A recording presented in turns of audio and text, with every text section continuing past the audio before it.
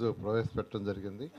మీకు అందరికీ తెలిసిందే, గత ప్రభుత్వం ఫైనాన్షియల్ డిసిప్లిన్ లేక అసలు ఆర్థిక వ్యవస్థని ఎలా ఒక రాష్ట్రాన్ని నడపాలనే ఆలోచన కానీ ఒక ప్లాన్ కానీ ఏమీ లేకుండా ఆర్థిక వ్యవస్థ మొత్తం అతలాకుతలం చేసింది. ఆఖరాకి సెంట్రల్ గవర్నమెంట్ ఇచ్చే 15th ఫైనాన్స్ డబ్బులు కూడా ఈరోజు డైవర్ట్ చేయటం. అదేవిధంగా మున్సిపల్ శాఖ తీసుకుంటే మున్సిపల్ శాఖలో ప్రజలు అంటే ప్రతి మున్సిపాలిటీ, అది నగర పంచాయతీ కావచ్చు, మున్సిపాలిటీ కావచ్చు, కార్పొరేషన్ కావచ్చు, చట్టం ప్రకారం కేంద్ర చట్టం కానీ రాష్ట్ర చట్టం ప్రకారం ఏంటంటే అది స్వపరిపాలన. అంటే వాళ్ళ ఏరియా డెవలప్ చేసుకోవడానికి వాటర్ కావచ్చు, లేదా శానిటేషన్ కావచ్చు, లేదా డ్రైన్స్ కావచ్చు, లైట్స్ కావచ్చు, అవన్నీ చేసుకోవటానికి వాళ్ళు అక్కడ ట్యాక్సులు కలెక్ట్ చేసుకొని కౌన్సిల్లో పెట్టుకొని కౌన్సిల్లో ఏం అవసరమో దాని ప్రకారం నిర్ణయించే అధికారం వాళ్ళకుంది. వాళ్ళ కలెక్షన్స్ వాళ్ళే ఉపయోగించాలి. కానీ గత ప్రభుత్వం ఆ కలెక్షన్స్ మొత్తం సిఎఫ్ఎంఎస్లో పెట్టడం, దాన్ని మొత్తం డైవర్ట్ చేసేసింది. డైవర్ట్ చేసి ఈరోజు మున్సిపాలిటీలో అక్కడికి బ్లీచింగ్ పౌడర్ వాడటానికి కానీ ఆయిల్కి కానీ దానికి కూడా కొన్ని మున్సిపాలిటీలో డబ్బులు లేకుండా చేసింది. అలా ఆర్థిక వ్యవస్థ అన్ని డిపార్ట్మెంట్లు సర్వనాశనమే. అయితే ఈ ప్రభుత్వం వచ్చిన తర్వాత ముఖ్యమంత్రి గారికి ఉన్న అపార అనుభవంతో ఈరోజు ఒక్కొక్కటిని ముందుకు తీసుకొస్తూ ఆర్థిక వ్యవస్థని గాడిలో పెడుతున్నారు.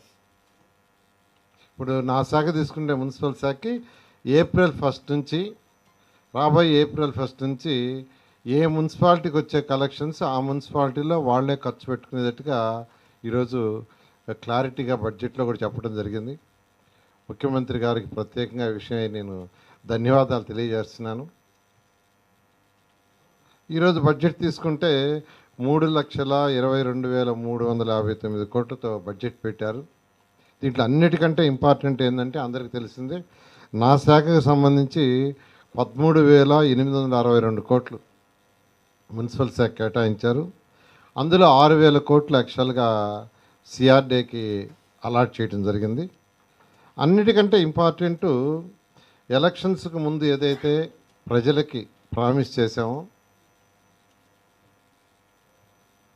వాటిల్లో 2 ఆల్రెడీ నెరవేర్చడం జరిగింది. ఎన్టీఆర్ భరోసా పెన్షన్స్ 4,000 చేయటం, దానికి 27,518 కోట్లు ఈరోజు బడ్జెట్లో అలాట్ చేశారు. 27,518 అంటే చిన్న అమౌంట్ కాదు, చాలా పెద్ద అమౌంట్. అదేవిధంగా దీపం 2 పథకం, దానికి 2,600 కోట్లు. ఇవి 2 ఇంప్లిమెంట్ చేసాం. ఏదైతే ఎలక్షన్స్ ముందు చెప్పామో దానికి తగ్గట్టుగా మేనిఫెస్టోలోని ఈ 2 ఇంప్లిమెంట్ చేయడం జరిగింది. తల్లికి వందనం, ఎంతమంది పిల్లలు ఉన్నా వాళ్ళ ఇంట్లో వాళ్ళందరికీ కూడా 15,000 ఇస్తామని చెప్పడం జరిగింది.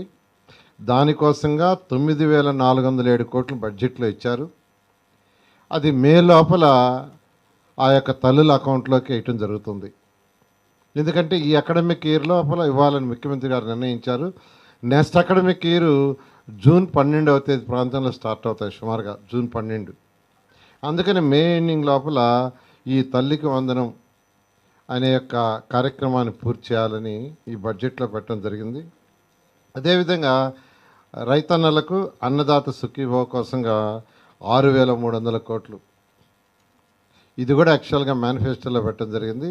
ఈ విధంగా ఏదైతే సూపర్ 6 అని మేనిఫెస్టోలో పెట్టామో వాటిలో 2 ఆల్రెడీ కంప్లీట్ చేసాం. మరొక 2 ముఖ్యమైనవి, అవి కూడా యాక్చువల్గా ఈ మే మంత్లో తల్లికి వందనం, అన్నదాత సుఖీభవ కోసం వీలైన తొందరలో అది కూడా తొందరలో ఇవ్వాలని ముఖ్యమంత్రి గారు నిర్ణయించారు. ఈ విధంగా ఈరోజు బడ్జెట్లో ఏదైతే మేనిఫెస్టోలో ఉండే వాటికి అత్యధిక ప్రయారిటీ ఇస్తూ ఈరోజు ఈ బడ్జెట్ని, ఒక చక్కటి బడ్జెట్ని అన్ని డిపార్ట్మెంట్స్ వాటికి ప్రయారిటీ ఇస్తూ ప్రత్యేకంగా ఎస్సీల సంక్షేమానికి 20,240 కోట్లు, ఎస్టీల సంక్షేమానికి 8,159 కోట్లు, బీసీల సంక్షేమానికి 47,456 కోట్లు. బీసీలకి అత్యధిక ప్రయారిటీ ఇస్తూ ఈరోజు 47,456 కోట్లు బడ్జెట్లో పెట్టడం జరిగింది. అదేవిధంగా అల్పసంఖ్యాక వర్గాల వాళ్ళ కోసం కూడా 5,434 కోట్లు. సో పేదలు నిరుపేదల ప్రభుత్వాన్ని తెలియజేయడానికి ఇంతకంటే వేరే సాక్ష్యం అవసరం లేదు.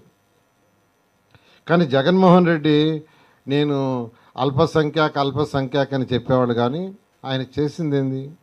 ఏమీ లేదు. మొత్తం ఆర్థిక వ్యవస్థని మొత్తం నాశనం చేసేసి పోయారు. ఈరోజు అమృత్ తీసుకుంటే కేంద్ర ప్రభుత్వం ఇచ్చిన 8,500 కోట్లు మున్సిపాలిటీ దాంట్లో ఇస్తే దాంట్లో ఖర్చు పెట్టలా. ఎందుకు పెట్టలేదంటే మ్యాచింగ్ ఫండ్ ఇవ్వాల. అదేవిధంగా ఏషియన్ ఇన్ఫ్రాస్ట్రక్చర్ ఇన్వెస్ట్మెంట్ బ్యాంకు 2019 ఫిబ్రవరిలో 5,350 కోట్లు నేనున్నప్పుడు శాంక్షన్ చేయించాను. దానికి అక్కడి నుంచి ఫస్ట్ ఇన్స్టాల్మెంట్ వస్తే మ్యాచింగ్ 30%కి అదే ఆగిపోయింది. 2,800 కోట్లు స్వచ్ఛ భారత్లో ఇస్తే దానికి ఫస్ట్ ఇన్స్టాల్మెంట్ వాళ్ళు ఇస్తే దానికి మ్యాచింగ్ అదే ఆగిపోయింది. దీని అంతటి కారణం ఏంటంటే ఒక ప్లానింగు, ప్రాపర్ ఫైనాన్షియల్ ప్లానింగ్ లేక గత ప్రభుత్వం చేసింది. అయితే ఎన్నిటిని ముఖ్యమంత్రి గారు ఇప్పుడు ఒక్కొక్కటి సరిదిద్దుతూ కేంద్ర ప్రభుత్వంతో ఈరోజు ఉన్న యొక్క అవగాహనతో ఒక్కొక్కటి తీసుకుంటూ వస్తున్నాడు. త్వరలో ఈ రాష్ట్రం ఖచ్చితంగా ప్రజలు ఏదైతే నమ్మకంతో ఎన్డీఏని గెలిపించారో వారి యొక్క నమ్మకాన్ని ఒమ్ము చేయకుండా ముందుకు తీసుకుపోతామని తెలియజేస్తున్నాను. మరొక విషయం, ఈ యొక్క వైసీపీ నాయకులు సాక్షి పత్రిక వాళ్ళు ఇచ్చే స్టేట్మెంట్లు చూస్తుంటే నిజంగా ఏదైనా చెప్పే అబద్ధాలైనా అతికెత్తట్టుగా ఉండాలి.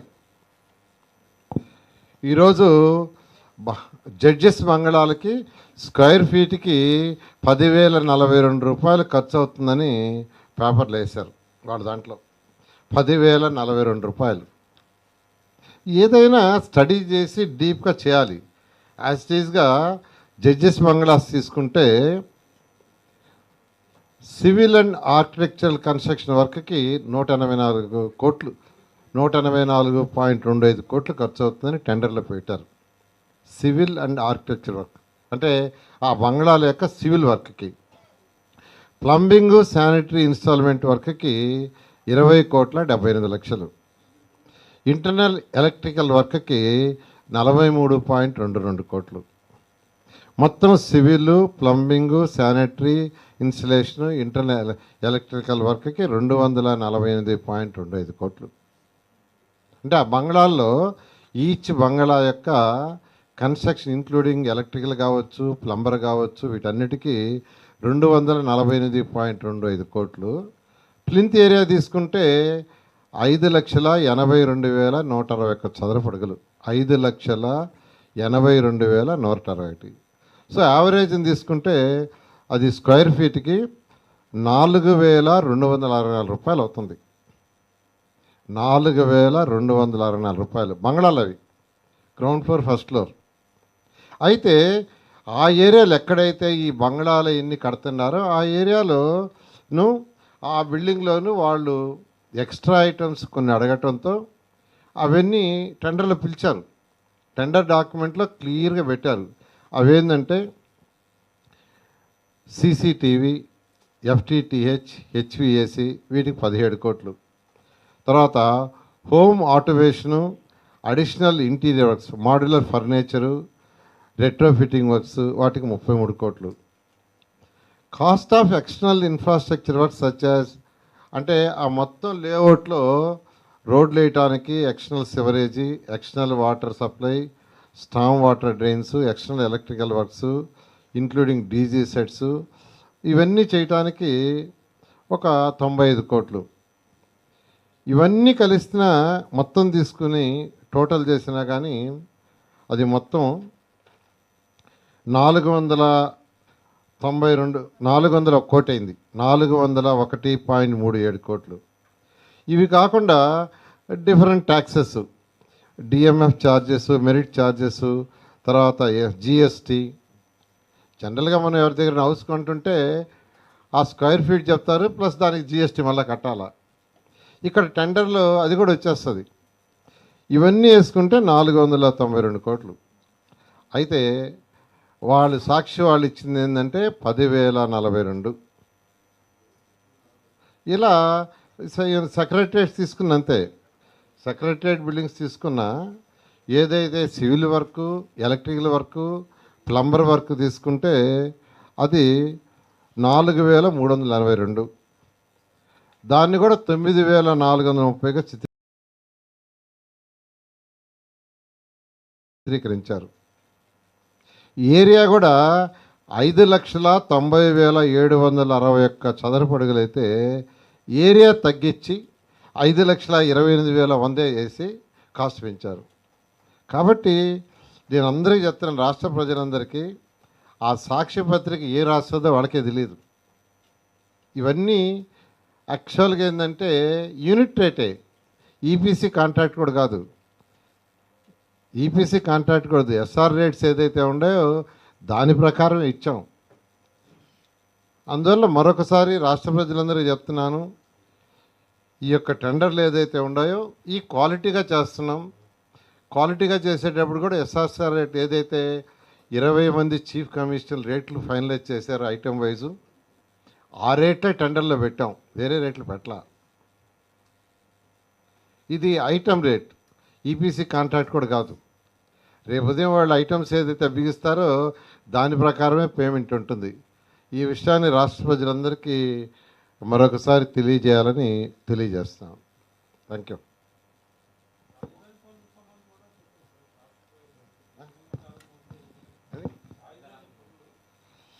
రాజధాని పనులు యాక్చువల్గా అంటే టెండర్లు ఆల్మోస్ట్ 90% యాక్చువల్ కాల్ఫర్ చేసాం, మరొక 10% ఉన్నాయి.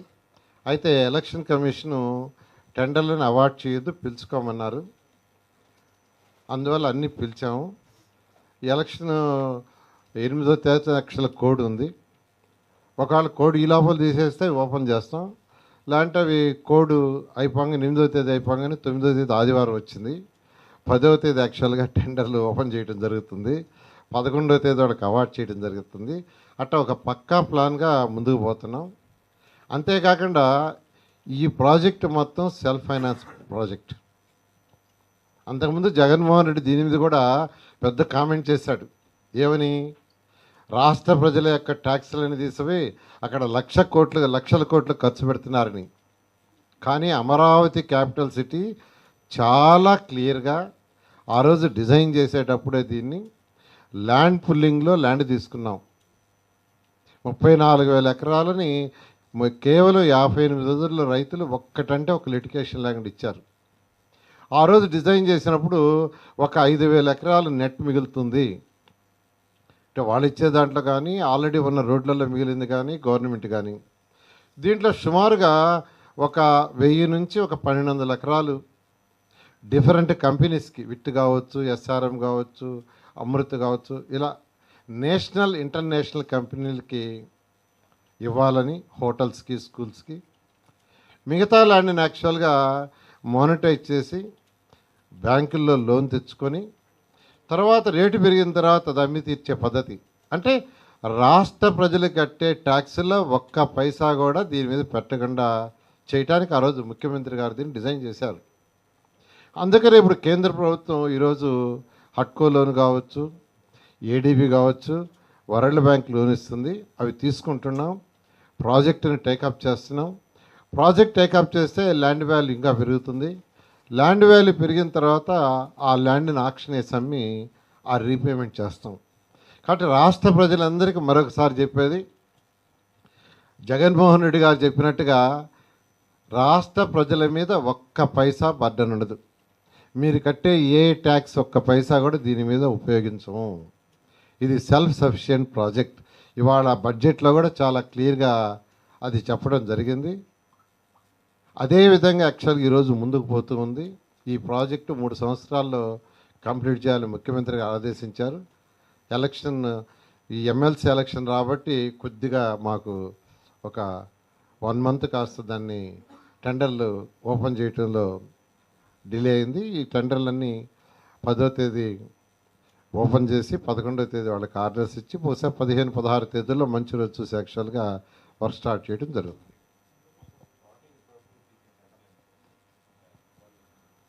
టోటల్ సుమారుగా 48,000 కోట్లకి పిలిచారు. బ్యాలెన్స్ కూడా యాక్చువల్గా రేపు ఎల్లుండి పిలిచేస్తారు. రేపు ఎల్లుండి యాక్చువల్గా ఏదైతే ఈస్ట్ నుంచి వెస్ట్కి మనం వేసిన రోడ్లు, ట్రంక్ రోడ్లు 1 కిలోమీటర్ డిస్టెన్స్లో ఉంటాయి. అవి 16 రోడ్లు మొత్తం. వీటిల్లో కొన్ని రోడ్లు నేషనల్ హైవేలకు వస్తాయి. అందులో సీడ్ యాక్సిస్ రోడ్డు కూడా ఒకటి కలుస్తుంది. అది కాకుండా E13, E15, E16, E11, E9. ఇందులో E13కి అయితే పైకి వేసేదానికి టెండర్ రెడీ అయిపోయింది. రేపు ఎల్లుండి పిలవబోతున్నారు. దాంట్లో ఫారెస్ట్ ల్యాండ్ ఉంటే కూడా ఫారెస్ట్ ల్యాండ్ క్లియరెన్స్ కూడా వచ్చింది. యాక్చువల్గా ఒక 50 ఎకరాలు ఉంటే అది కూడా ఇచ్చేసారు clearance. First E13 work start అవుతుంది. Next E15, next seed access road కూడా తయారు. ఓకే.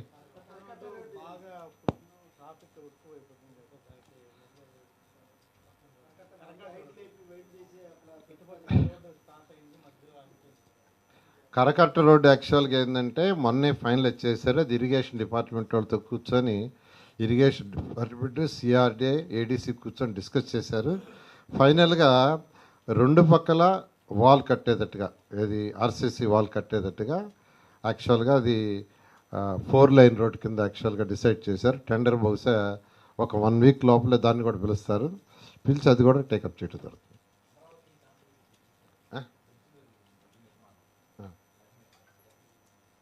ఇప్పుడు జరిగేదా అంటే యాక్చువల్గా ఇప్పుడు ఏదైతే మనకు బైపాస్ రోడ్ ఏదైతే ఇప్పుడు జరుగుతుందో అది మరొక 6 months to 1 year పడుతుంది. అయితే బ్రిడ్జ్ తొందరలో అయిపోద్ది. బ్రిడ్జ్ పార్ట్ వరకు మరొక 2 నెలల్లో పూర్తి అయిపోతుంది. బట్ ఆ రోడ్డు మొత్తం కావాలంటే కొంత టైం పడుతుంది. ఎందుకనంటే మనం వేసిన ఈస్ట్ వెస్ట్ ట్రంక్ రోడ్స్ అన్నీ 1 కిలోమీటర్ డిస్టెన్స్. ఈస్ట్ అయినా అన్ని రోడ్లు 1 కిలోమీటర్ స్ట్రైట్ రోడ్స్, వెస్ట్ అయినా 1 కిలోమీటర్ స్ట్రైట్ రోడ్స్. అంటే ఎక్కడ అబ్స్ట్రక్షన్ ఉండకూడదు ఆ రోజు డిజైన్ చేసాం. అయితే ఇప్పుడు ఏదైతే బైపాస్ రోడ్డు వేస్తున్నారో దాంట్లో అన్ని రోడ్ల దగ్గర 1 కిలోమీటర్ రోడ్డు దగ్గర అవతల నుంచి అవతలకు పోవటానికి లేకుండా చేశారు. అయితే మళ్ళీ ఈ ప్రభుత్వం వచ్చిన తర్వాత ముఖ్యమంత్రి గారు మళ్ళీ డిస్కస్ చేసి కాదు, ప్రతి 1 కిలోమీటర్ దగ్గర మీరు అవతల నుంచి అవతలకు పోయేటట్టుగా ఫ్రీ యాక్సెస్ ఉండాలన్నారు. దాన్ని యాక్చువల్గా వాళ్ళు యాక్సెప్ట్ చేశారు. ఆ వర్క్ జరుగుతుంది. దానికి వాళ్ళు అన్నది ఏంటంటే మరొక 6 నెలలు ఎక్స్ట్రాగా కావాలి సార్, 1 year లోపల కంప్లీట్ చేస్తున్నారు. డిజైన్ ఏం మార్చలేదు, same design. Okay, thank you.